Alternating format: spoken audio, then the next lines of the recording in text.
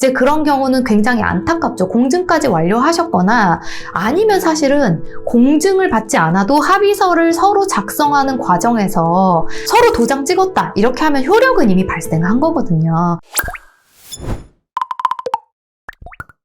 안녕하세요 여러분, 대한변협 등록 이혼 전문 변호사 장명진 변호사입니다. 오늘은 여러분 제가 협의이혼 관련한 이야기 좀 들려드리고 싶습니다.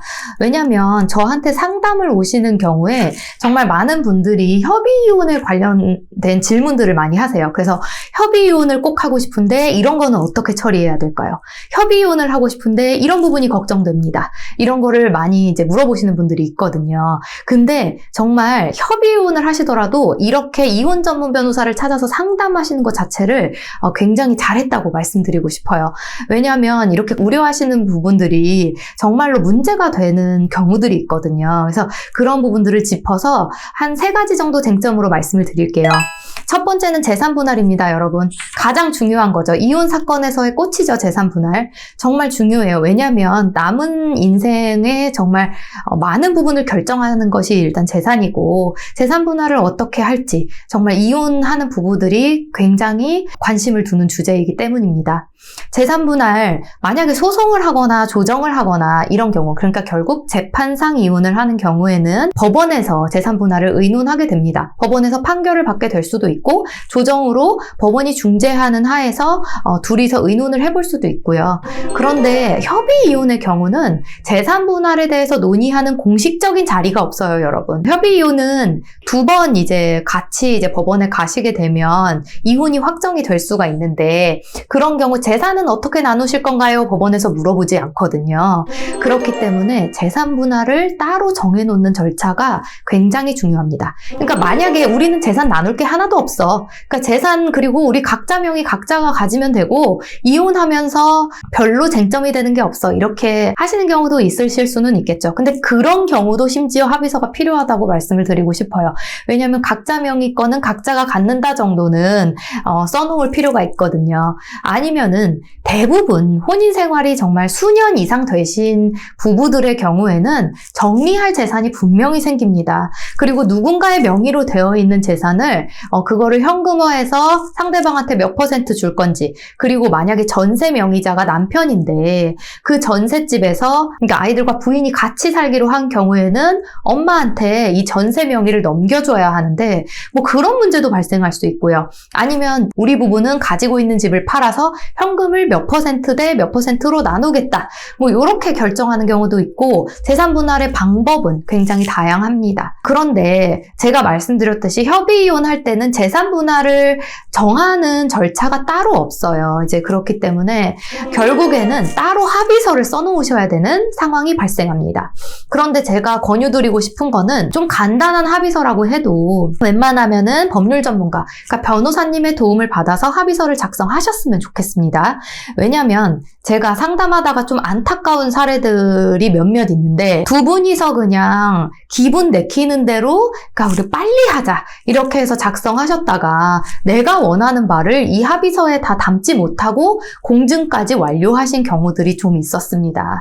이제 그런 경우는 굉장히 안타깝죠. 공증까지 완료하셨거나 아니면 사실은 공증을 받지 않아도 합의서를 서로 작성하는 과정에서 서로 도장 찍었다 이렇게 하면 효력은 이미 발생한 거거든요. 그래서 만약에 그거를 서로 합의하에 폐기하고 서로 다시 합의서를 작성하는 건 상관이 없지만, 만약 상대방이 합의서가 이렇게 작성이 된 게 끝난 거고 나는 다시 합의서 작성하고 싶지 않다라고 하면 그대로 효력이 발생한 거예요. 이제 그렇기 때문에 처음에 합의서를 얼마나 잘 작성하는지는 굉장히 중요합니다. 그리고 내가 어떤 거를 원하는지 이런 거를 법률 상담을 받을 필요가 있어요.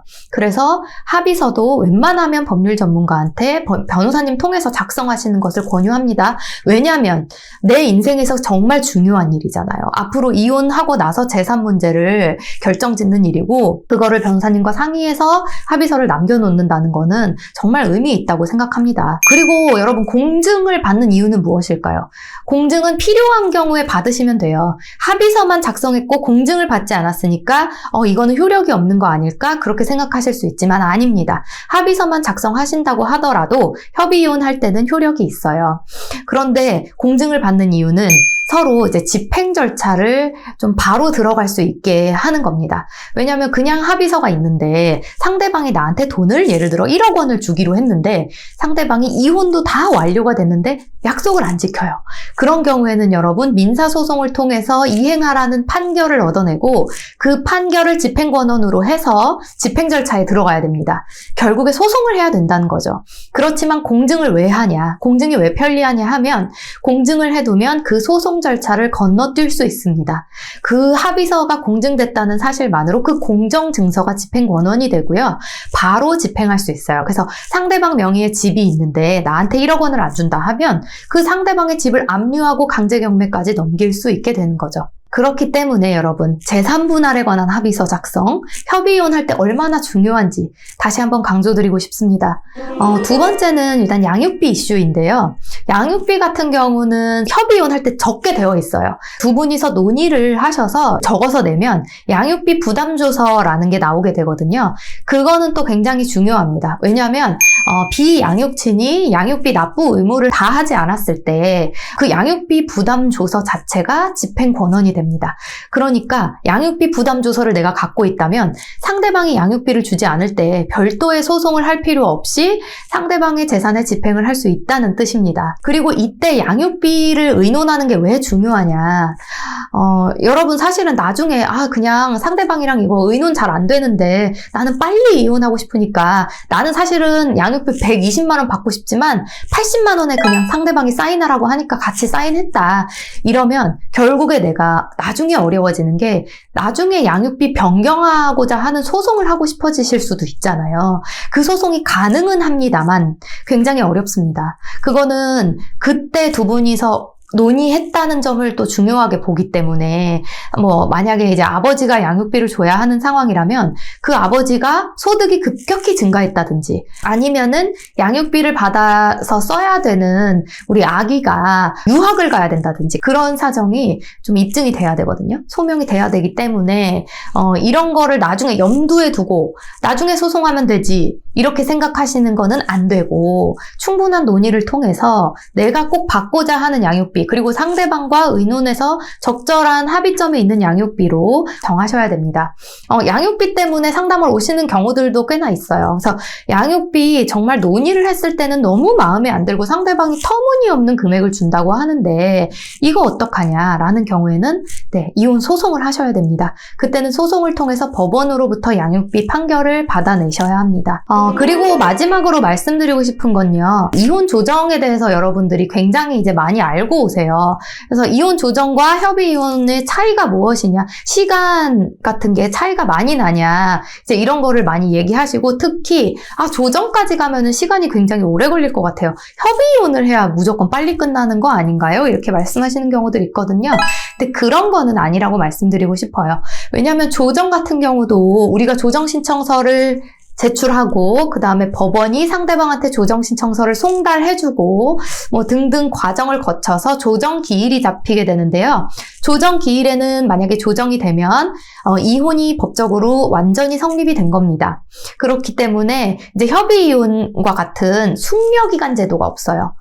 그래서 조정이 무조건 빠르지 않냐 또 이렇게 말씀하실 수도 있는데 그것도 아닐 수 있습니다. 왜냐하면 조정 기일을 너무 빨리 잡아주게 되면 여러분 협의 이혼할 때 그래도 미성년 자녀가 없으면 한 달, 미성년 자녀가 있으면 3달의 숙려기간이 있는데 이런 숙려기간을 두는 취지 자체가 좀 몰각될 수도 있잖아요. 그렇기 때문에 조정기일은 우리가 조정 신청, 법원이 일도 많기도 하고 심지어 우리가 조정 신청서를 제출한다고 해서 바로 조정기일이 지정되는 게 아니기 때문에 그 조정기일이 지정될 때까지의 시간을 생각하면 무조건 조정이 빠른 것도 아니다. 그렇다고 협의이혼으로 하는 게 조정보다 무조건 빠른 것도 아니다. 그렇게 생각하시면 될 것 같습니다. 그래서 시간이 어떤 게 많이 걸리느냐, 적게 걸리느냐 이거는 미성년 자녀가 있을 때 협의이혼 같은 경우에 3개월의 숙려기간을 가져야 되니까 또 더 고민이 되실 수 있는 부분이긴 하겠지만 무조건 어떤 게 빠르냐 이런 생각은 조금 무의미할 수 있고요. 어떤 게 지금 나한테 적합하냐, 어떤 거를 거치는 게 좀 나한테 법적으로 안정적일 수 있냐 이런 것들을 생각해 보셨으면 좋겠습니다. 물론 두 분의 의사가 가장 중요하겠죠.